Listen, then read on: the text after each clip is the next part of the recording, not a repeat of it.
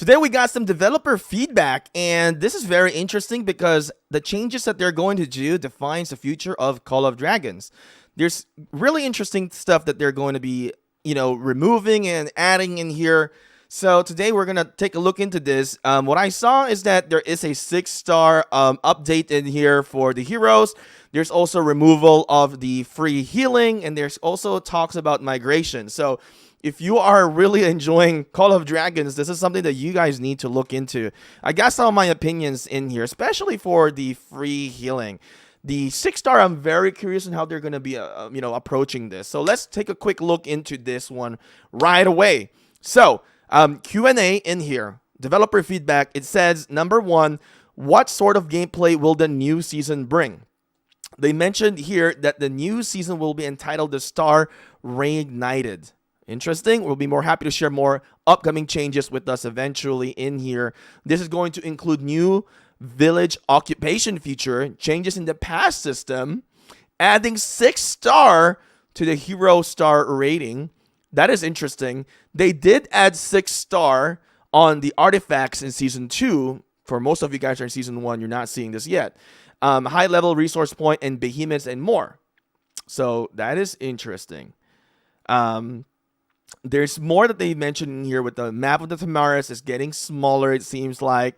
Map layout will bring new dimension aligned strategies for the next season. There won't be any need to explore Mist again, okay? Camp and supplies will be reset and available for you to claim once again. So that allows you to get more resources. And also, I think there should be some gems in there as well. They're also saying that the all-new season with a new map and a new storyline, the new season will come in outline in Q3 this year. So I think I read something with the map being smaller in here. I know. It says here, due to the time constraint, the new season has reduced the number of outlying regions on the map of Tamaris. So there we go. Now, most of you guys probably don't see this in if you're Season 1, you can see we have, is it 6-star? Yeah, we have 6-star in here in the artifact. So this is something that you guys don't see. So I could see something that they're going to be doing here for the heroes. I doubt they're going to release new sets of skills. I doubt that they would do that. So what they're going to probably do here is going to unlock a specific buff for the hero in here. Maybe deals more damage, take less damage, magic damage. It's got to be so unique to each role. Maybe for Cavs, you get marching speed or something like that. They didn't really specify a whole lot of information in this message that they gave out.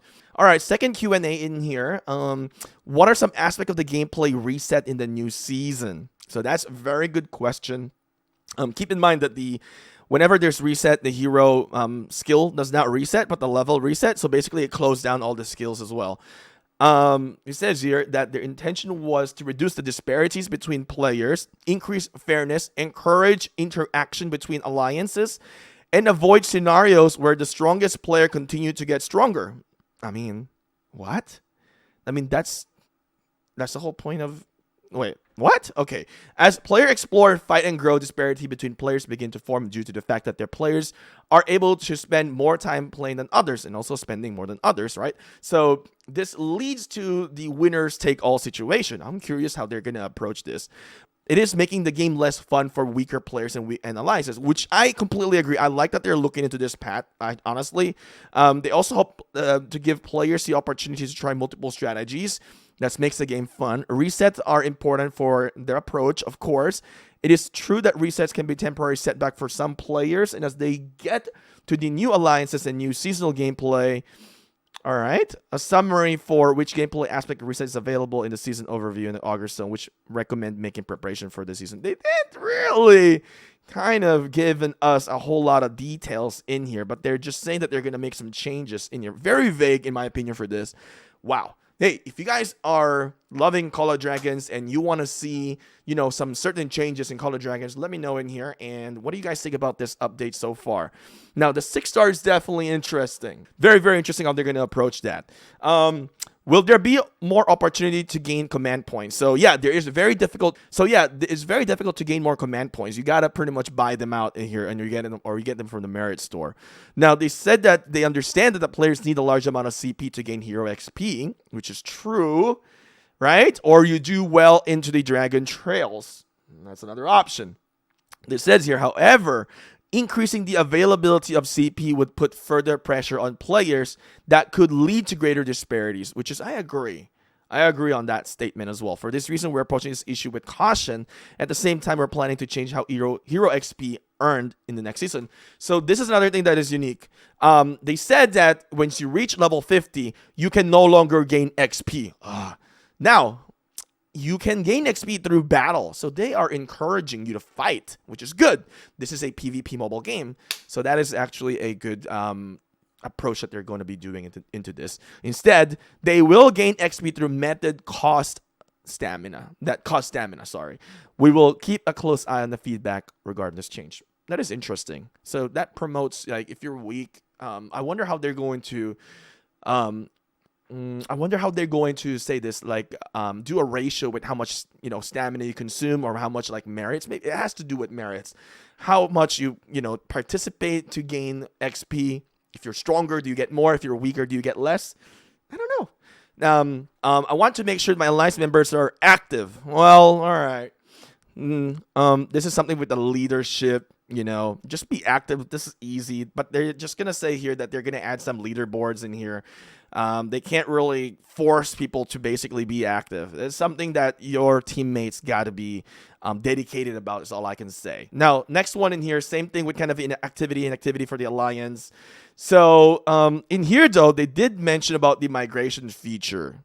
All right, so the next one in here, the player here is concerned about no new players are able to join. Will Call Dragons introduce a migration feature, which they are going to be integrating a migration feature into Season 2, right?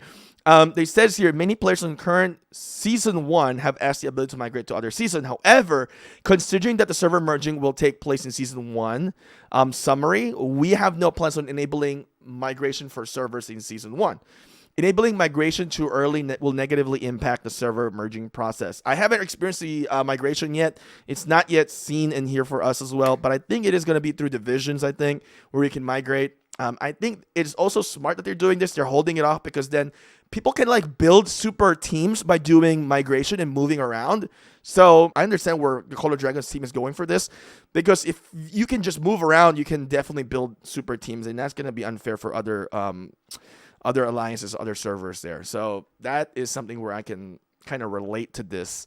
So I don't know what you guys think about this. I know you guys want to do migration. I kind of want that as well, but there's limitation to this, which they've learned from the other game that they have done, right? This is the biggest thing, I think. The free healing. So they're going to be removing the free healing in here. All right? Basically, they're going to add elixir healing in here. So what I can understand with this is that you're going to generate elixir healing, so you'll have a little item for sure. It says here that the hospital will be producing this. Here, elixir is produced and stored in your hospital over time. So once you work onto your free healing, well, elixir healing, I guess. So basically what I kind of understand with this, so if you look into my hospital right now, I'm sure what they're going to do is that this is going to be, instead of elixir healing, you get for daily, and then you accumulate that since the beginning of season. And then when there's a big war, then you use this elixir. But then the question is, what is going to happen with all of these medical supplies? So I'm sure this will still be available. Then you can then, strategically decide when you're going to use your elixir, the medical supply, in a big battle. I don't know if I like the changes, because I like the approach that they're doing with the for healing in here. It limits players to continuously to fight, makes them, be more strategic, take pacing on the game. So I don't know if the elixir will be really the solution to this. I don't know what they're trying to really tackle here. But I think the free healing is good already. Another thing that you can do, right? I mentioned this before, make a lot of troops. Don't do resource healing. Rely on free healing. You have a lot of troops already. You increase your free healing. You can fight more, and then you get, of course, come back from the free healing. But honestly, I mean, this might be good. The elixir thing, it might be a good option that they want to do here. So free-to-plays can, store up all these free healings in here. So as the whales. So I can assume in here, when the whales have a lot more troops compared to the free-to-play, the whales will also have a lot more elixir, and they can bank these up and use it on the time that they need during combat. Now, the stamina will still be a factor in here for the whales, which is great because it prevents the whales from dominating without, with the stamina in place here in Call of Dragons. They also have another question here for one character per server. They still don't know what to do with this one. I think what they're doing in here is that they're limiting players creating another account, farm accounts and stuff, because then you have to create another account, another Gmail. It makes a lot more effort, which is also like you don't want to do it. So that's my concept in here, why they did this. But let me know what you guys think. I think the update is interesting. I look forward for the elixir healing in here. It is interesting. I don't think it's going to be that bad. I think it's interesting. I don't think it's that great, but I think it's interesting. The 6-star, definitely looking for that one. I don't know what type of buff they're going to be inputting. That is very interesting. And one more thing, the migration. I'm interested to see the migration in here soon as well. All right. So, the XP. Yeah, that is also intriguing. The XP is very, very intriguing. So, yeah, let me know what you guys think. Do you guys like this update that they're going to be doing here in Call of Dragons or not? Anyway, I'll see you guys again next time.